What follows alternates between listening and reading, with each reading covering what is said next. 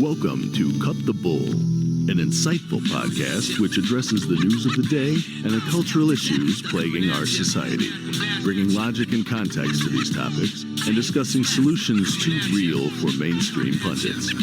Now, here are your hosts, Charles Love, Shamika Michelle, and Wilfred Riley.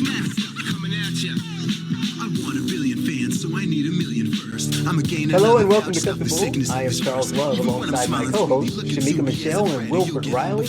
And our guest this week is John Mattingly, former sergeant of the Louisville Police Department and author of the book 12 Seconds in the Dark. John, welcome to the show. I appreciate you guys having me. Well, it's good to have you. We are going to have a nice, interesting conversation about policing, changes in policing, drugs, and a kind of high-profile police situation that went national that people know about that you may be involved in. But I want to start by setting that up a bit. You were an officer in Louisville, but you grew up in Kentucky, correct? Yeah, grew up in Louisville my whole life. Yeah, so talk about that, like where you grew up, the neighborhood, the friends, your desire to be a police officer, the diversity, just what the neighborhood and the area was like, because it's going to set the tone to the expectations and the presumptions people make about your background and the type of person you were. Yeah, all my white. Okay, you put it out there. Your whiteness. Yeah, I was allowed to have it. Yeah, I could have anything with all the special privilege I get. No, I grew up in a super poor neighborhood, very diverse. There's the urban area that's marginally black, and then there was right on the outskirts of that the area I grew up in that was very mixed, but very poor. And when I grew up there, all I saw daily was drugs, fighting, abuse of elderly people. And I remember the way that would make me feel inside. You know, it would make me mad. It would make me feel helpless. It made me want to do something. And, at the time I was a kid, and there's nothing a, 10, 11, 12-year-old can do when you see these things. And then I would see the police come and they would handle business and they would do whatever needed to be done. And that kind of sparked an interest in me back then. I mean, what kid doesn't want to be, play cowboy and Indian, cop and robber, all that stuff. So I saw them doing that and I was like, man, that's something that I think I could do, or I want to do. And so even as a child, I looked up to that and wanted to do it. And I remember before I got on the police department, the place we were living right there, I just pulled in from work. I was 19 years old, maybe. And as I'm turning the corner to pull into my house down here in the Portland neighborhood, I hear a gunshot and I see a guy running. Well, by the time I get out of my car, the guy right across the street from me stumbles out, falls on the ground, blood coming out of his head. A couple minutes later, police are on scene, guy's dead. So that's the kind of environment I grew up my whole life. I would see the young kids my age coming into the Kroger, wearing their Jordans and a fat stack of hundreds, where they were running for mainly a guy named Merle down there, who's a white guy that had a trampoline in his backyard, a pool, all the cool stuff, the big cars. And he would entice these kids. I mean, these kids at home had horrible home lives. Their electrics turned off, poor as all can be. And then he provides them with all these luxuries, the shoes, the money, anything they wanted. And they would run his dope for him. And I remember seeing that. And that would make me mad, because I'm thinking, man, these kids' lives are ruined. I'm playing ball with them at the park. And then the next thing I know, they're coming in with their chains and their shoes and their money. And I'm thinking, well, where did this come from? Did I see him hanging out at his house? And it would all come together. I'm like, man, this isn't good.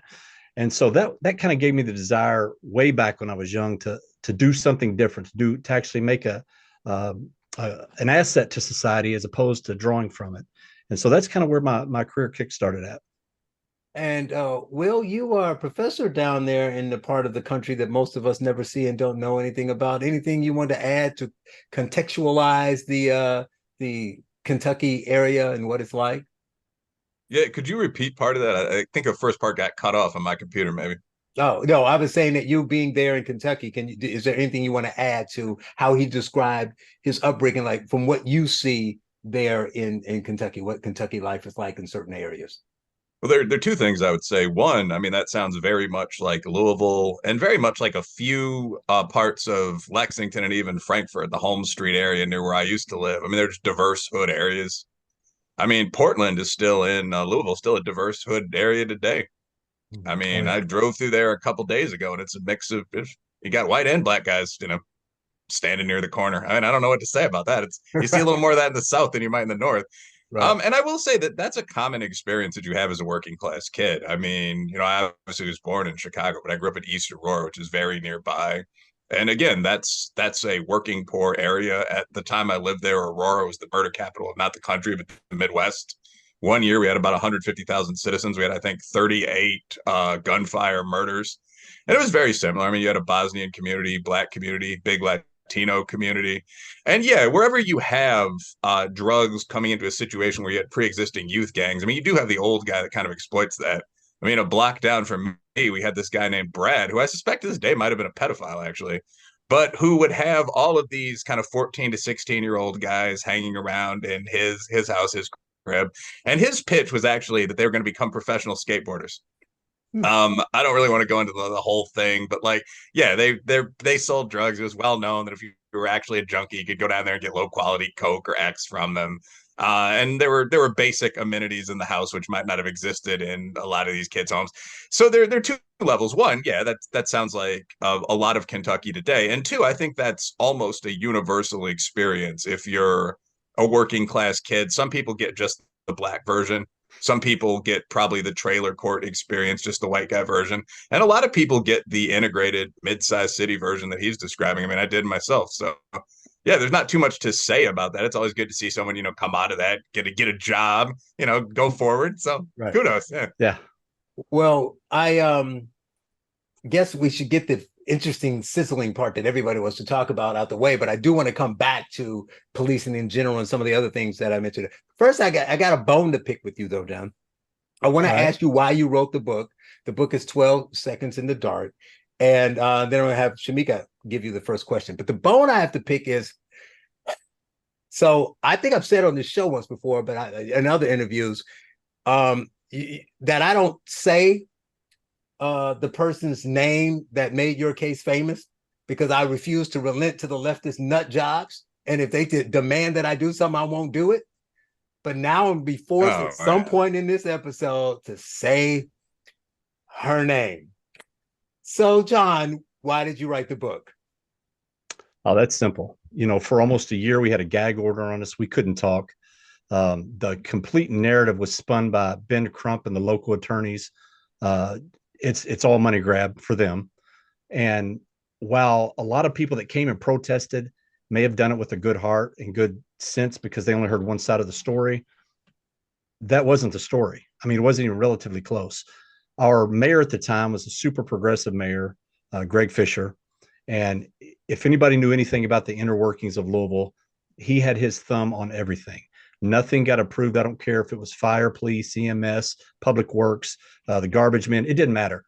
He controlled it. So we had a chief, but he was a name only. He was a public figurehead. That's it. He was the puppet for the mayor. And Ellen Hessen, who was the assistant mayor at the time, she would come into meetings where the chief would be there, and they would throw out things they were going to do, and she would interrupt. I mean, she was just rude. She'd interrupt and go, "No, that's not what you're doing. This is exactly what you're doing." And it would be totally against what a normal police protocol would be, or what logically you would say, well, this could help fix crime in this area. But anything she said, our chief would just cower down and go along with it. So when this came along, initially when I woke up in the hospital bed, I asked my wife, I said, was anybody else shot besides me or anybody hurt? Because I didn't know. And she's like, yeah, it was a female. And I remember my heart sinking. I was like, oh my goodness.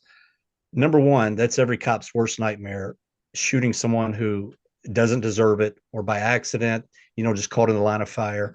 And that's where we stood here. And so then I immediately went to, oh, great, I'm a white cop. She was a black female. I'm screwed. I mean, that's where my mind went. Right. And so that's kind of why I wrote the book, because everybody heard one side of the story. And if I were on the other side, I would probably agree with them to some degree. Now that I know the inner workings of the media and how this stuff works, I don't believe anything I hear. But before, I still had a little bit of faith in the system. And when this went down and none of that was getting out, and I would call and say, why are we not putting the fact out that we had the right address? Because that was one of the big things Ben Crump first came out with. Oh, they had the wrong address. Wasn't even supposed to be there. She was in bed asleep. And I'm going, just show them the search warrant. It's got her name, address, social. her car, everything's on it. Just show up. No, we can't do it. We won't do it because we don't want to set precedent for future investigations. And I'm going, are you kidding me? Number one, you change precedent at the whim for whatever works for you. But when it comes to preserving your city and the small businesses downtown, you just said, screw you, and we're not going to get the truth out. Then they settled the lawsuit super early in this process for $12 million. So people on the outside are saying, wow, they're saying all these things, wrong house, boyfriend was already in custody, didn't find any drugs, she's in bed asleep, all these different things that weren't true. The city never pushed back against it. Nobody with authority ever came out and said, ho, ho, ho, let's readdress this. Let's look at it a different way. And then they gave him $12 million on top of that. So from the outside looking in, I would say, man, these people they're guilty. They're guilty as hell, man. They must have screwed up real bad. And so that was the main reason for the book, just to get the truth out. And it wasn't for me. It wasn't a pity party. Oh, feel sorry for me. This is simply going, hey, public, wake up, because this isn't just happening to us. This is happening all over the place, not just in police departments, but in media all over. But particularly in police, if you allow this to continue to happen, then you have great officers leaving departments, they're bailing out. So while they technically didn't sign any defund the police legislation, they have effectively defunded the police by attacking them, coming at them, administrators not backing their guys, and people are just bailing out. And my fear for my family, for my friends, for my community is that 10, 15 years down the road, we're going to be what Detroit and New Orleans were in the 80s with a bunch of corrupt cops that nobody wants policing their communities. So that's the main reason I wrote it. Shamika, first question to you. Well, for one, I want to say I appreciate you saying that when you found out someone had been shot, that was like your worst nightmare, because there's this rumor that white people, especially police officers, wake up every day thinking, what Black person can I murder today? So I appreciate you making, an effort to say that's like y'all's worst nightmare. That's not something that you want to happen, because there's this idea that you do. But what I want to know is, for me, there was this narrative spun as if she was this innocent. And let me say, for the Looney Tunes listening in, I am not at all saying she deserved to be murdered. I have an adult child. I know I would be livid, brokenhearted, and I would want justice, whatever that meant. But I also understand that we push this culture of being a trap queen. And I know immediately they started to say that she was this EMT, as if she was this innocent person. Like you said, it was the wrong house, as if she had no ties to any type of illegal drug activity. And I want to ask you, from what you know to be true, what was the truth about that? Well, let's start with the EMT thing, the picture that everybody sees on TV, that pulls the heartstrings and makes people go, man, she was on their side. Why would they kill one of their own? And the truth behind that is she was an EMT from late 2016 to early 2017, 5 months. She didn't even make it out of probation phase. She was fired. She was put on the no rehire list, which for a government employee to be put on a no rehire list, there's more to the story than just the top paperwork. And so when we requested her personnel file, they just gave us a cover sheet. They refused to give us the personnel file and said, well, she doesn't work here anymore, so we're not giving it out. And I said, well, why doesn't that apply to police officers? Then when they get fired, why do you give their personnel sheets out? And they didn't have an answer for it, naturally. And I've been given some inside advice. I know in 2017, before she got fired, she had rented a car. A dead body was found. Guy was shot in the head in the vehicle. They asked her about it. And she's like, I don't know what happened to the car. That guy was associated to their crew. He'd had a beef with Jamarcus Glover. And so they know what happened, but there's not enough proof to show what happened. Not saying she was involved, but she did rent the car for him to set this guy up. And, as far as her being the trap queen, it depends on your definition of that. I don't think she was personally slinging drugs, but she was definitely holding money for several people. She definitely knew what was going on. They have video of him coming, Jamarcus Glover coming to her house, picking up packages with her, going to the trap house. She's in the car. She drove him down. So she knew what was going on. She was an integral part of it. But everybody goes, well, why did y'all go after them? Well, first of all, it wasn't our case. We were just kind of paid by the hour help. They said, hey, we need bodies. Can you come? We showed up, and then we get in this trick bag. So, they weren't the biggest criminals in Louisville. They weren't the biggest dope dealers in Louisville, but they were playing a part in distributing illegal drugs and guns in the city. Just in January of 2020, 2 months prior to this, Jamarcus Glover was arrested with 7 different weapons. 4 of them were assault rifles, handguns, heroin, crack, fentanyl, and Brianna Taylor bailed him out of jail. And so her connection to him was this: his vehicle was registered to her house. His ID had her address on it. His bank account had her address on it. His phone was under her name.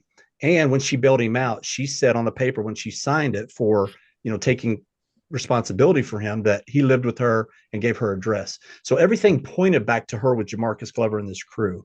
And that's kind of where she stood there. Again, is that a death sentence? Absolutely not. And nobody ever said that. So, and to your point earlier, do cops wake up and go, oh, we're going to go get us a black man today? Heck no. Number one, we would, most of us would be the first to scream against that. I've got a black son-in-law, and if that were the case, I would be out here. I'd throw that badge in the garbage and go out and fight the total opposite battle, because I just want positive, good things in this world, not all this negative crap. Will, what would you like to ask or add to that?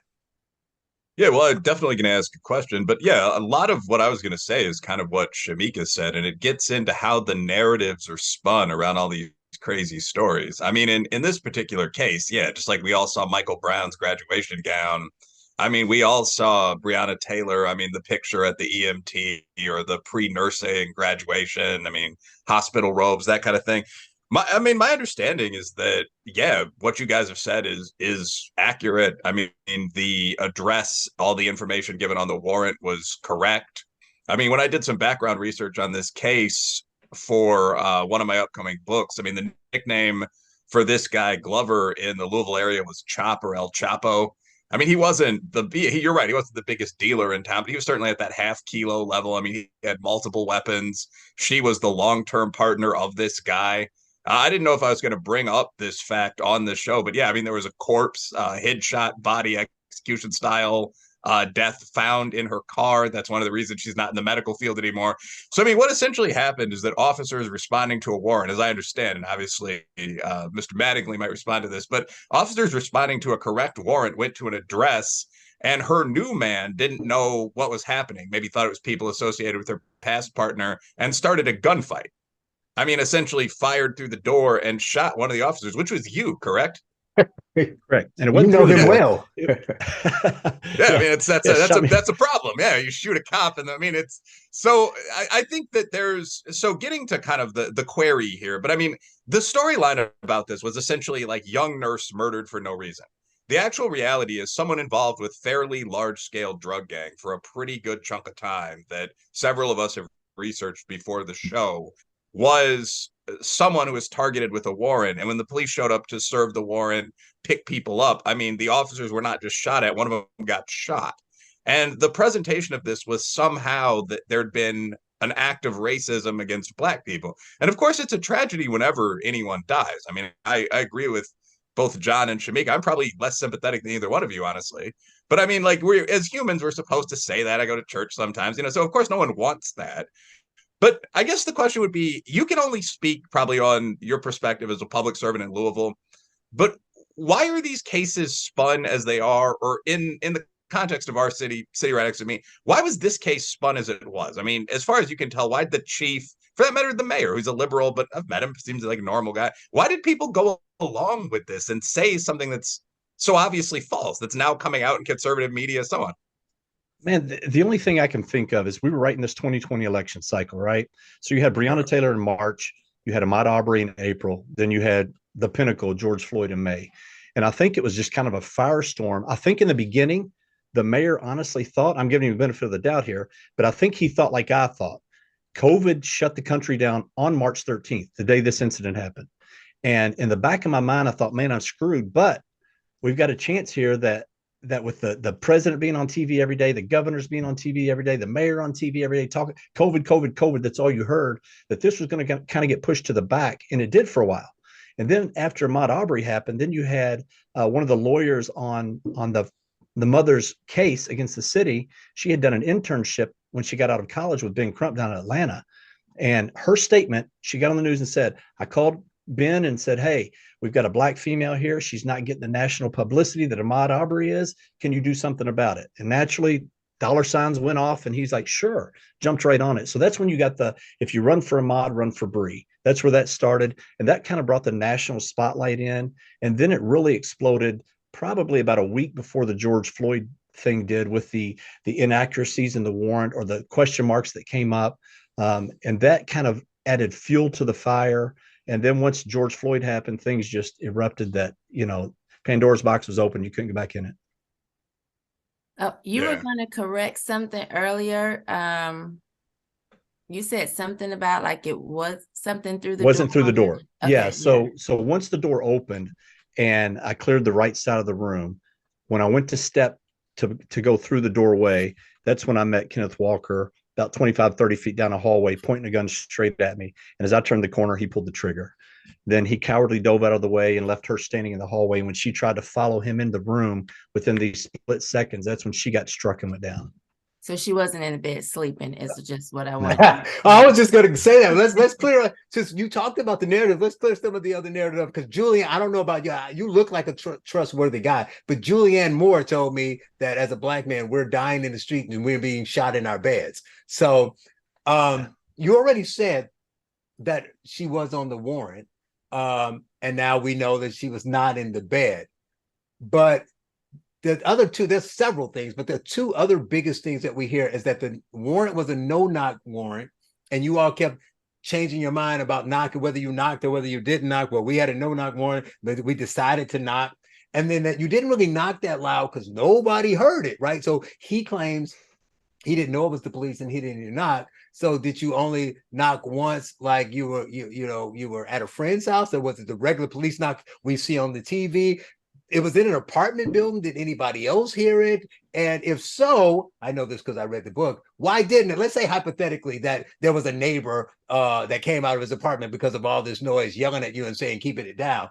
Well, if that happened, where's the testimony of that guy? Why don't we know? I mean, it's not just the narrative that the mayor did. Why is there not, once Crump started to do his work and things started to leak and the snowball started to grow, why was there no effort to make sure that just clarify simple points like that, like what the warrant was, who was covered on the warrant, and that kind of thing, and whether you knocked or not? Well, I can't give you an honest assessment of why they didn't, put the truth out. I have no idea. But if you go back to the knocking, originally it was signed as a no knock. When they debriefed with SWAT a couple of weeks prior, they showed them all the different locations, and the no knock was based on Jamarcus Glover, not just the location. So due to his past history with guns and fleeing and all that stuff, they got it signed for a no knock. That night, they had a tracker on his car, ping on his phone, cameras up on the location down on Elliott where he was at. And they knew he was going to Elliott and not going to Springfield where we were assigned. So when we came to the brief, they already had on the board that said, no knock, knock and announce on ours. And they said, it's signed as a no knock, but we want you to give this extra time to come to the door. She's a heavyset black female. Give her extra time to come to the door. Hopefully she'll get on the team and give us a statement about, their involvement in it. So when we went there, originally the first couple of knocks were just normal knocks. We were trying to stay low key, not involve neighbors, get her to answer the door. We would show her the warrant. We would come in and serve it. Very easy. That's the way it was supposed to be. There was supposed to be no dogs, no guns, no boyfriends, no nothing there, just her. So the intel we had was a little off, which is not uncommon in these situations, because in these type relationships, you have people coming and going all the time. Some are boyfriends, some are multiple boyfriends. And so when we got there, we knocked a couple of times, didn't answer. That's when what you talk about, the police knocked the open hand on the metal door, bang, bang, bang, yelling to the top of my lungs, police search warrant, come to the door, come to the door. The neighbor upstairs pops out. What are y'all doing? A little argument ensues with one of the guys in the stack. They finally get him to go back inside. Later on, that guy did testify that he heard us knocking and announcing. Now, he had a language barrier. And I'll tell you, the only reason he told the truth, in my opinion, dealing with what I've dealt with in the West End of Louisville for 21 years, is he's not from here. He's from Africa.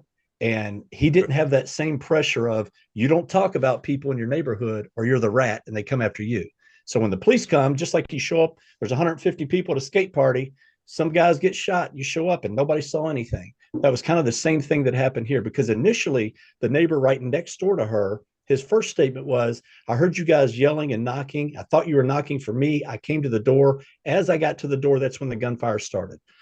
So plenty of time, gave it a minute of knocking and announcing. When you're at a door doing that, not knowing what's on the other side, it seems like an eternity. The only way I can try to get people to understand is if you're at a red light in the middle of the night, nobody's around, you're waiting for that thing to turn green. A minute seems like an hour. And that's kind of what it feels like at that door when you're standing there waiting to either knock it in or somebody to answer, not knowing, what is on the other side waiting for you. Shamika, did you want to say something about him saying a heavyset woman? I want to give you the opportunity. Yes, I saw you. I mean, I did notice that she needed extra time to get to the door. So that was so good. I just wanted to give you the freedom to say, make sure you. If you're new to this show, Shamika's had a running campaign against fat people, arguing that women and especially Black women need to lose weight. Men are getting out of shape too. It's out of control. This is like a running joke that some of our guests have gotten really mad about, but Right. most have been on board with. So you just laid it right up for her. I just had to give her the opportunity to make any comments she may want to make. Low and slow over the plate. No, you good? You good? All right. yeah, I noticed it, Okay. I saw you. You said that, John. You probably didn't see it. She went. I saw her head snap. Bad. No. Okay. So all of this happened. Oh, I have one other question I didn't think of, but when you mentioned to Shamika, you were the first one through the door. You're the only officer to get shot that night. Do you know whether you shot her or not? They said one of my bullets struck her. I can't remember if it was the arm or leg. Right. One of the extremities. Right. Okay. So she wasn't in bed, all that kind of stuff. Crump comes in, George Floyd, Arbery. It becomes this big national scene, and then no one seems to back you. Like you say, you can't speak as to why they didn't. But one interesting thing about the book, because I read a review of the book. I wanted to see how it was. I asked you how it's doing, but I read a review whether it was pretty bad. It wasn't really bad, but they kind of laid it out. They kind of did it in a really nice way. So it was like a soft attack. It was like, well, he didn't really say anything new, this, that, or the other, and they kind of broke down whatever. And they said, well, he says this, and well, of course he's trying to defend himself. But what they did leave out was the fact that you put these little nuggets in, like you mentioned earlier, the board that said you're going to 3 different locations. In your location, you should knock and announce. Well, he took a picture of the board that night that said that. Your text message to the city council member who was a former police officer, where you're like, this is what's happening. All the things you just laid out, this is the truth, and it's not in the media. Why aren't they doing anything? Why doesn't the mayor say anything? He's like, yeah, you're right. I'm going to have a press conference. And then he never had the press conference. But you put that tweet, that text message back and forth. Guess where he's at now? He's now the assistant mayor. He's now the assistant mayor for the new mayor over public safety. The guy that had the information refused to put it out. We're going to reward him by putting him over public safety. You can't make his stuff up. That's crazy. So those things I think kind of help your case. I mean, nothing's going to help your case with the blind say her name people, but it does make anybody who's logical kind of question. But all of this happens. But then there's the second part that's interesting to me. Of course, the riots, whatever happens, people complain. You all, grand jury, all that kind of stuff. But then there's the whole, what's lost is the whole point of it, right? So the whole point was there was a warrant because of these drug crimes. But it's like they do this in all these places, Ferguson, all this stuff. This stuff happens, it's bad. So let's just let it all go. So whatever happened to, Glover, whatever happened to, you were looking for drugs, did they ever say, so that people said that there were no drugs in the house, but they were investigating the shooting. But after the fact, what did they do about that? Or there was one point I guess did they ever unlock her phone? No. Yeah, so they never unlocked her phone, but her boyfriend's phone they got pictures of guns, her with guns in the car, guns on the floor, drugs and all that stuff. And you're like, hey, my case is whatever happened in my case, but are you at least going to continue to investigate that? They're like, nah, we're good. No, even when he got out of jail, when they dropped all the charges, which was funny because the councilwoman over public safety, that like the contracts and stuff have to initially go through before the council votes on it. She got on a Zoom call because everything was Zoom at this point because of COVID. They allowed Ben Crump in this conference call, and she got on there and said, Kenneth Walker's a hero for what he did. And I'm sitting back going, he's a hero for shooting a cop, you know? And she said, I think he should be let out of prison and all charges dropped. A week later, guess what happened? Let out of jail, all charges dropped. So that kind of stuff was irritating. Kenneth Walker also, you know, he got on the news, and his story changes every time he talks. He cannot keep the story straight, his lies. One time he said, after she was shot, I held her and took her to the floor. Impossible. The holes were right where he was standing in the wall, where the initial gunshots went off. He'd be dead. He had no blood on him. When he came out of the apartment after 17 minutes, wouldn't come out. 17 minutes later, after Brianna was laying there dead, he blames her for shooting me. So this guy's a coward and a liar from the get-go, because if I thought somebody was really breaking into my apartment or my house, I would tell my wife, hide in the closet, call 911, I'll take care of this. And he brought her in the hall next to him. We're talking about a narrow hall. This thing's only maybe 3 feet wide. Both of these people are big people. So it was almost like an overlapping down this hall when we turned the corner. And so for him to blame it on her, put her in harm's way, then leave her in harm's way, then not allow the police in for medical assistance, didn't call 911 until 6 minutes after the initial contact with police. Called his mom first for a couple minutes. 6 minutes later, called 911. After that, called Brianna's mom. 17 minutes later, finally comes out. So, you know, I don't know. You can't, but for some reason, instead of taking the word of 7 police officers with, there's about 140 years experience there, you took this criminal's word. Well, I can't say criminal because he's never been charged with a. He'll never be charged with a crime as long as he's. No, he was charged with the crime. But the point I'm going with this is, a week after he got out, one of the informants in the narcotics comes to his handler and shows him a video of Walker flashing a gun, holding a bag of dope, laughing about getting out. So he was going to have the informant do a simple buy and lock him up. Headquarters said, off limits, can't touch him. So it's 2-tier justice system, that's for sure. Get out of jail free card. Wow. I mean, he must be living a life down there. One last thing about the aftermath of all of this is, while he and others are getting charges dropped, they are consistent in Kentucky about dropping charges and not charging people, because there were threats on your and your family's lives, and no one went to jail for that either, did they? No, unfortunately. That's where you have the wonderful FBI who, you know, during these elections had their say in how the narrative was spun.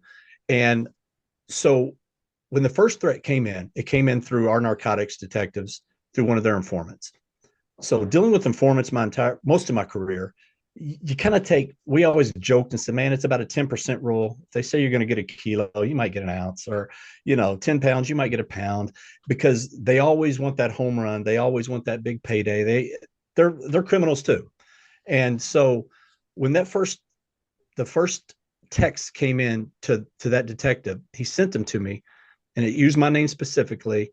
It gave, so let me phrase this for you real quick. Brianna Taylor's mom, Tamika Palmer, has been part of this black motorcycle club in Louisville for several years. She was dating the vice president of it. It's called No Haters. And they go with straight riders, and they're connected to the club out of Chicago, Sin City. And so then the second informant came, and this is through the ATF. Had nothing to do with LMPD. These two informants don't know each other. They don't know either each other informants. This informant for the ATF was already embedded in this club, buying guns from them, illegal guns, for the ATF on an OSADEF case. They come to their handler and they say, hey, they met with Sin City. They came in town from Chicago. I was there. They all got together with Brianna's mom, and they took a hit out on these cops' heads. This is how they're going to do it. They're either going to do it through a mechanic named Slim. They're going to do it at a red light. You know, they said all this different stuff, and both of their stories matched up on the details. Because at first I thought, street talk, not a big deal. We get threatened all the time. It's whatever. When this credible one comes in, I go, oh my goodness, what's up here? Well, the FBI naturally go, oh, we'll take that. So they took it, and a couple of days later, it's a Sunday night, May 31st, about 10 at night, I get this call going, hey, what are you doing? And it was from a joint terrorist task force detective up there that's connected with LMPD, embedded into the FBI. And he used to work for me. He said, what are you doing? I said, man, I'm just straightening up. We had just moved into a new house, and he said, well, do you have somewhere you can go? Because the hit taken out on you, the FBI has found it credible. They corroborated the stories of these two separate informants. They line up.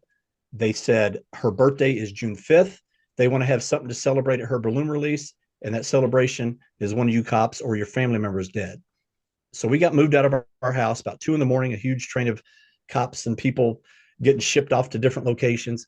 And about 5 days later, this detective called me. So when this first went down, I said, hey, do not give me any intel on this case unless my family's in danger. I said, I don't want the integrity of this case blown, because if she's responsible for this, I want her to in court.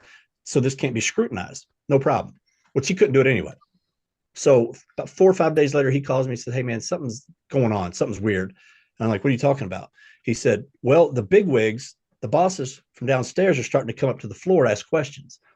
And I said, really? And he said, yeah. I said, is that not normal? Because I don't know how the FBI works. And he said, no, it's not normal. And I said, okay. I said, well, what's going on? He said, they're talking about optics and how they look bad going after a national victim's mother. And I said, okay, where do you think this is going? He said, I don't know. 2 days later, he calls me, said, man, I just got into a big argument with one of the bosses. And now they've kicked me off the floor, off the investigation, locked my key card out so I can't get back up in there.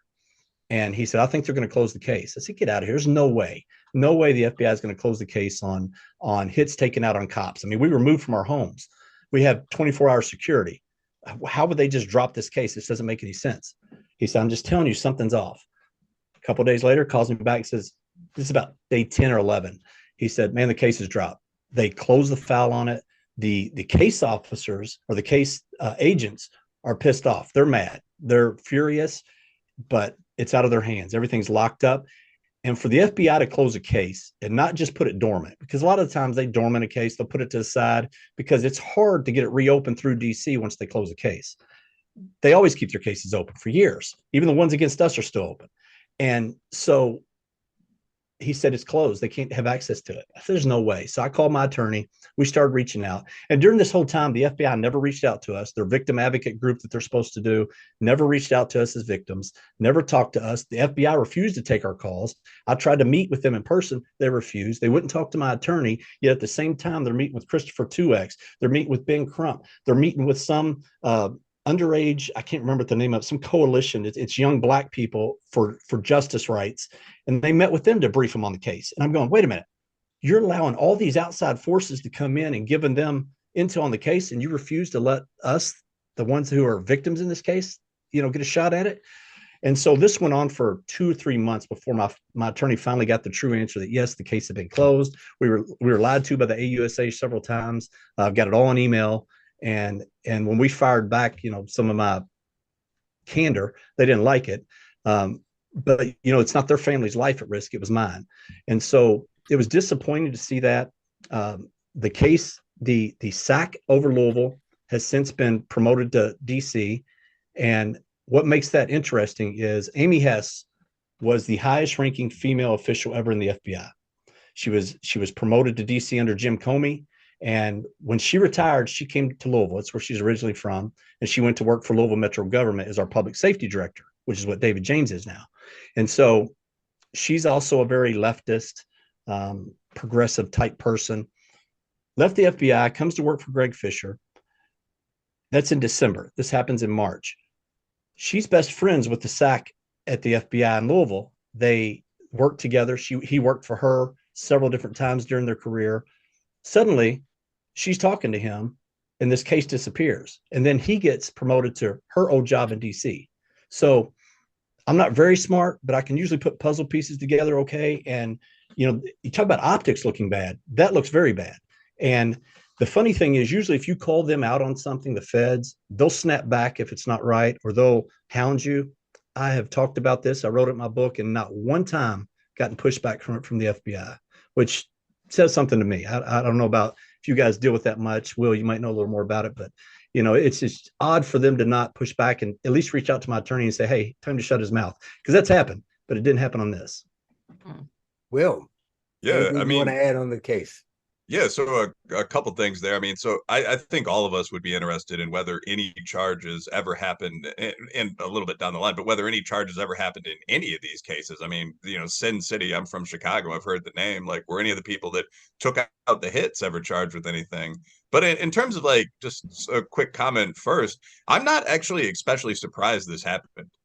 It's very unfortunate this happened to a police officer's family, so on. But if you look at a lot of these quote unquote BLM cases, I mean, the Jacob Blake case, for example, the guy was literally a rapist. I mean, he was accused of either manual or traditional, let's say, rape. He went back to his victim's house, major confrontation, tried to take her car, physical fight with police officers, lasted 3 minutes, tased him, didn't work.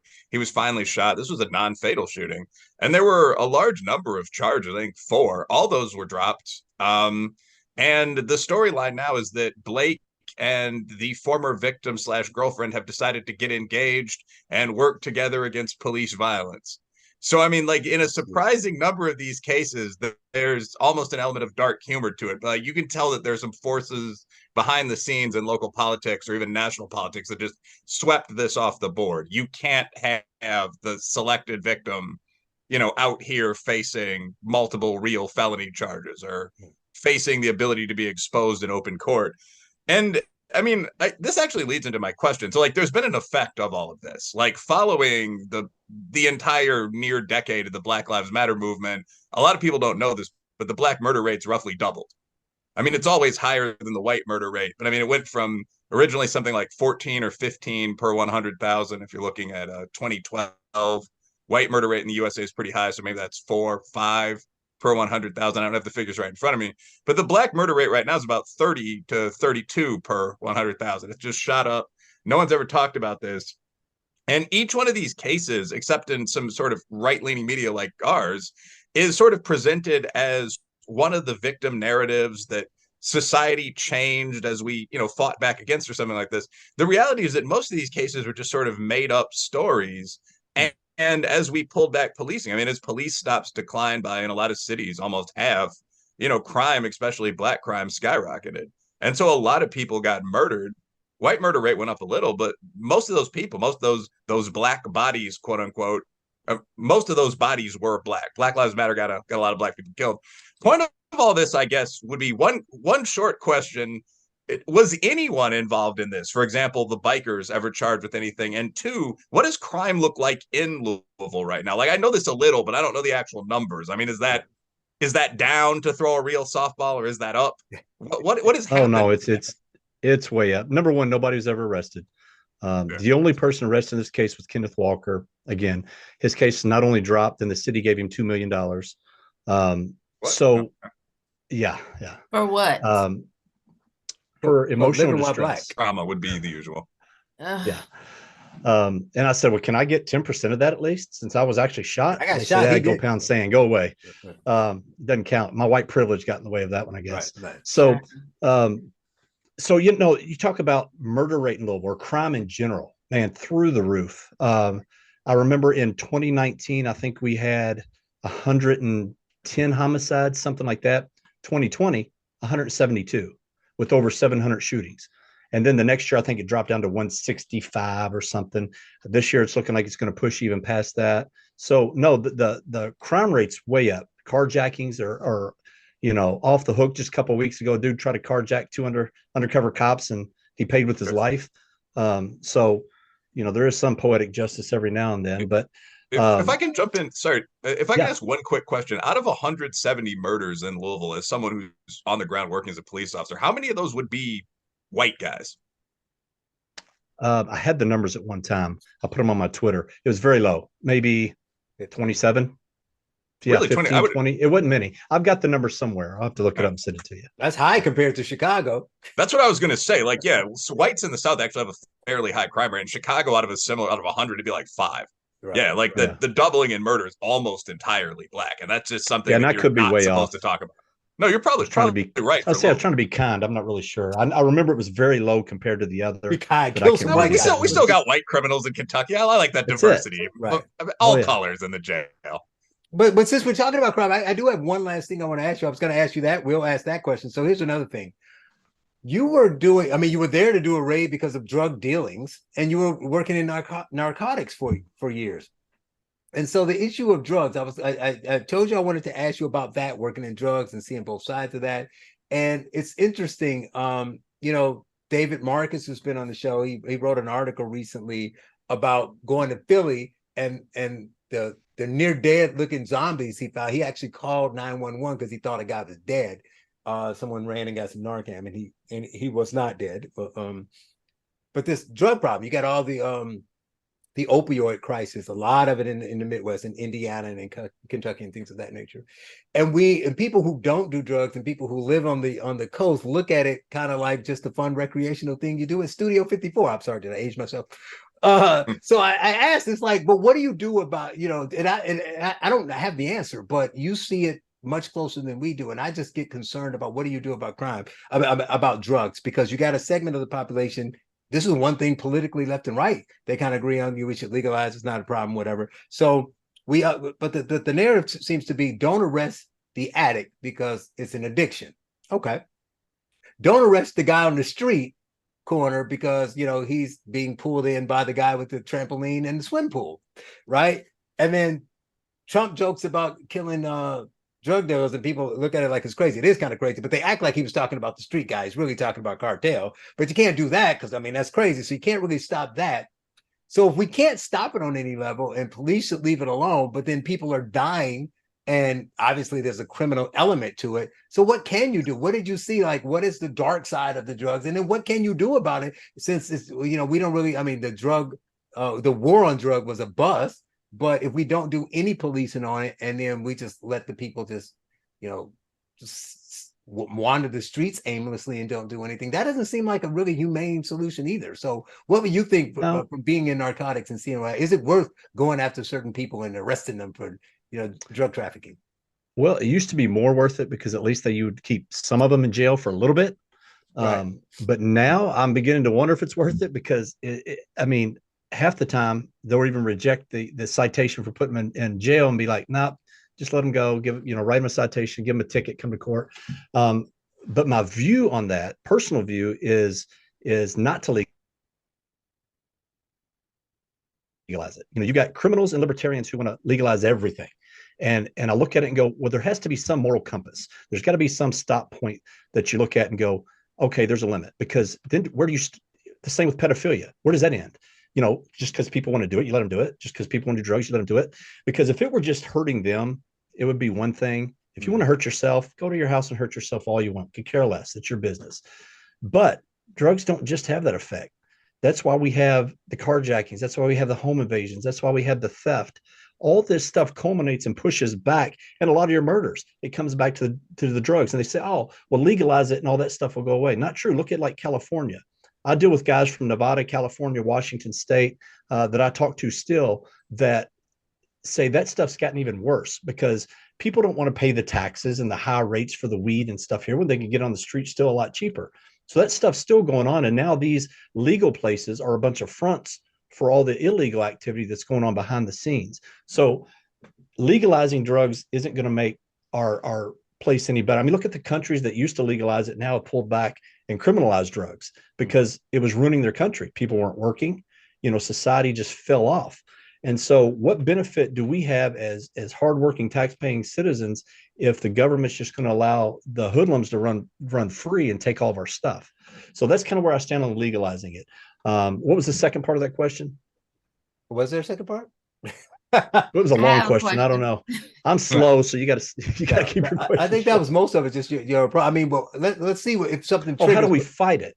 Right. Here's the main thing. So our justice system is failing all of society because of the rotation of it, the people going in and out. It's a joke. Jamarcus Glover, for instance, Brianna Taylor would be alive had he still been in jail for one of his 7 open felony cases in Kentucky within a couple of years. Where is he now, by the way? Well, he was supposed to move to Mississippi. Here's the great plea deal he got. We'll drop all your charges, all your felony cases, if you promise to leave Kentucky and go back to Mississippi. Go be somebody else's problem. 2 weeks later, he was locked up in Kentucky, right else in J-Town in Louisville. And so nothing happened again there. Oh, please just go back. Yeah. It's unbelievable the joke that our court system is. I actually think I just found him on Facebook. Insane. What's Did you that? friend him? Yeah, I'm gonna friend him Oh. now. I'm solid with the computer. I just looked within a range in Mississippi for Jamarcus Glover, and it looks like we got the guy right here, Jamarcus Glover, Big J Glover, Mississippi Youth Challenge Program, lived in Kentucky, lives in Indianapolis, Indiana. I'm not going to give any more details in case it's the wrong guy, but I would bet No, it's. it sounds I was like gonna say, him. why don't you ping him in? He can join the conversation. We don't need to put this guy in a space, you know. I mean, but just it's yeah. If I will say like one thing, while the little light bars around my screen, like I don't think this is a very complicated question.